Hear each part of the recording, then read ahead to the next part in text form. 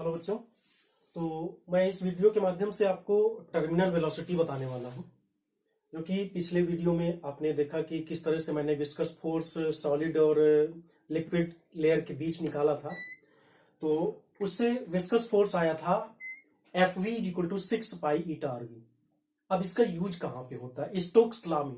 ठीक है, Stokes law से हम टर्मिनल वेलोसिटी ऑफ पिल्स कैसे निकालते, पिल्स की टर्मिनल वेलोसिटी कैसे निकालते, मतलब कि कोई भी स्फेरिकल ऑब्जेक्ट है जिसको लिक्विड में डाला जा रहा है, लिक्विड में उसको मूव कराया जाता है, उसका मोशन कराया जा रहा है, उसमें किस तरह से हम टर्मिनल वेलोसिटी निकाल सकते हैं। किसका? स्फेरिकल ऑब्जेक्ट और पिल्स का, किसी भी कांच की गोली का।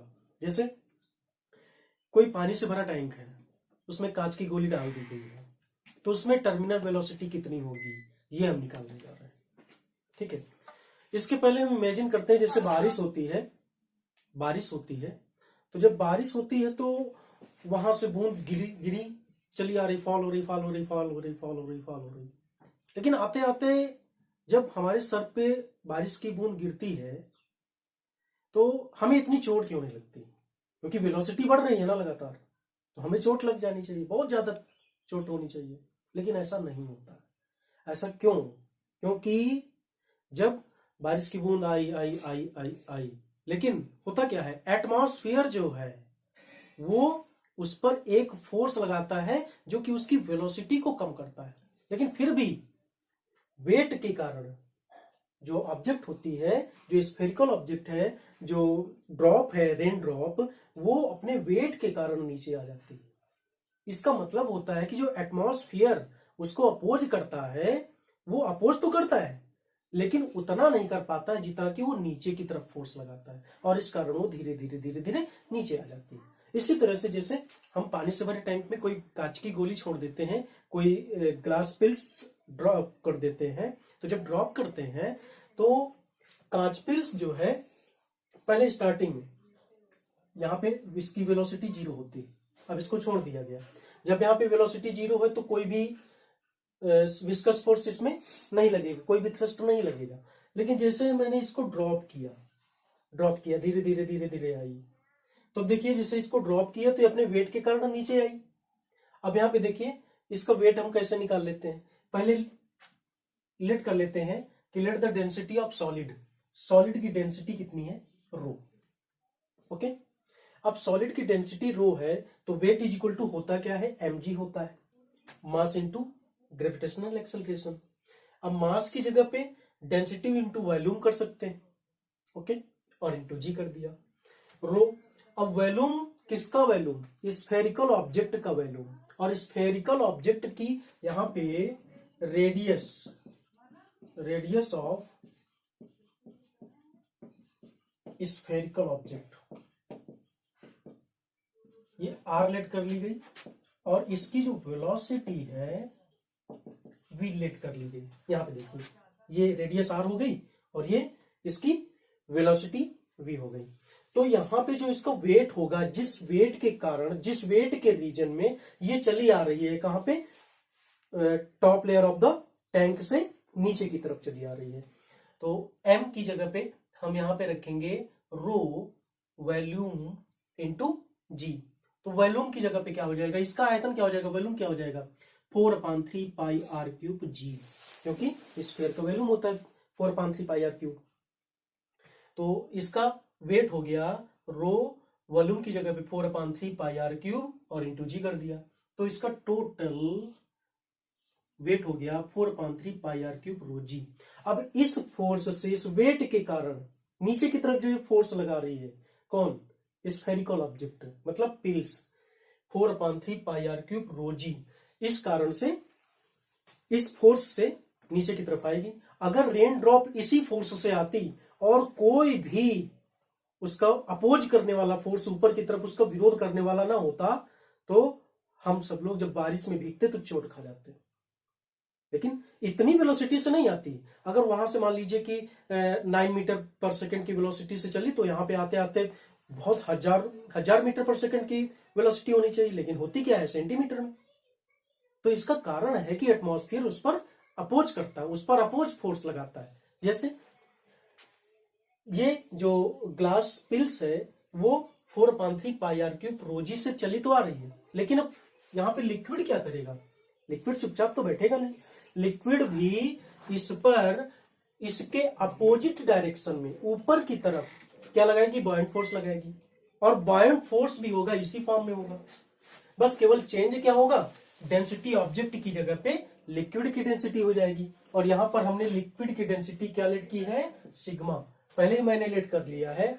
Late the density of solid rho and liquid की सॉलिड है, लिक्विड की डेंसिटी है सिग्मा। तो यहां पर हम 4/3 pi r cube sigma g कर देंगे बायोंट फोर्स में।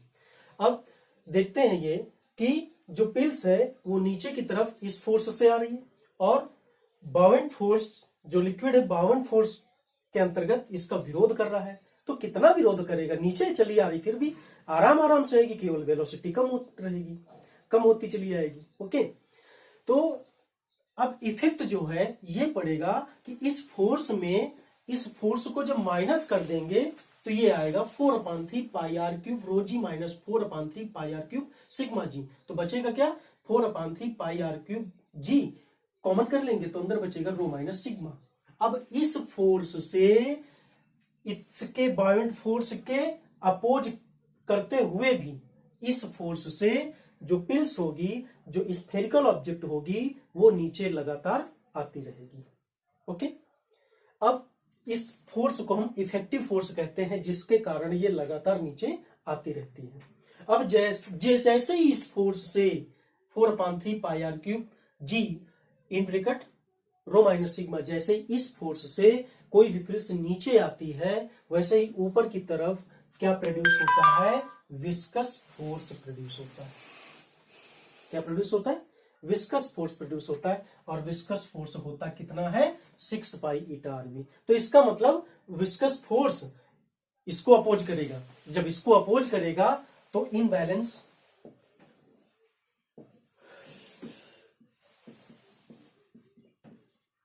6 pi eta r v is equal to हो जाएगा 4/3 pi r cube g rho minus sigma के।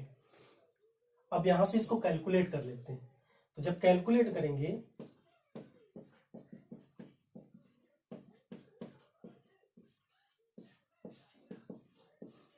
पाई से पाई कट जाएगा, 2 2 जा 4, 2 3 जा 6, एक आर से एक आर कट जाएगा, तो यहाँ पे आर स्क्वायर बचेगा। अब इसका 3 से मल्टीप्लाई कर देंगे तो 9 eta v is equal to 2 upon ये 3 इधर चला गया तो 1 बचेगा, यहां से बचा r square g in bracket rho minus sigma. अब यहां से v की वैल्यू जब निकालेंगे तो v की वैल्यू हो जाएगी 2, ये 9 इसके डिवाइड में चला जाएगा तो 2/9 r square g rho minus sigma upon eta. ये हो गया टर्मिनल वेलोसिटी का फार्मूला।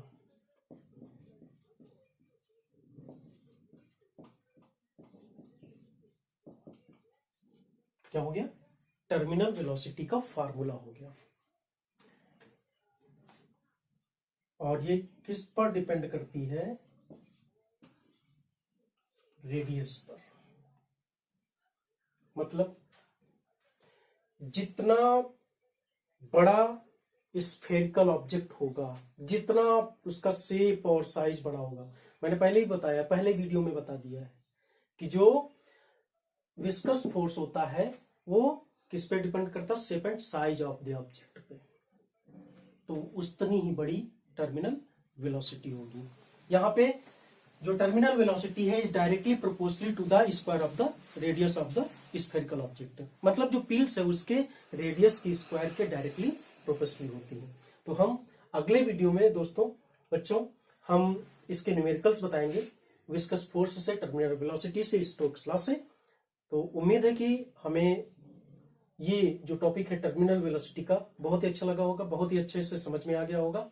ओके, तो मैं आप लोगों से रिक्वेस्ट करना चाहता हूं कि अगर आप लोगों ने इस चैनल को अभी सब्सक्राइब नहीं किया है तो सब्सक्राइब कर लीजिए। इस वीडियो को शुरू से लेकर अंत तक देखें, कहीं पे स्किप ना करें, क्योंकि अगर स्किप करेंगे तो आपको अधूरी जानकारी मिलेगी। और वीडियो अगर पसंद आए तो लाइक करिए, कमेंट करिए और इसको अपने दोस्तों के साथ शेयर कर दीजिए। धन्यवाद।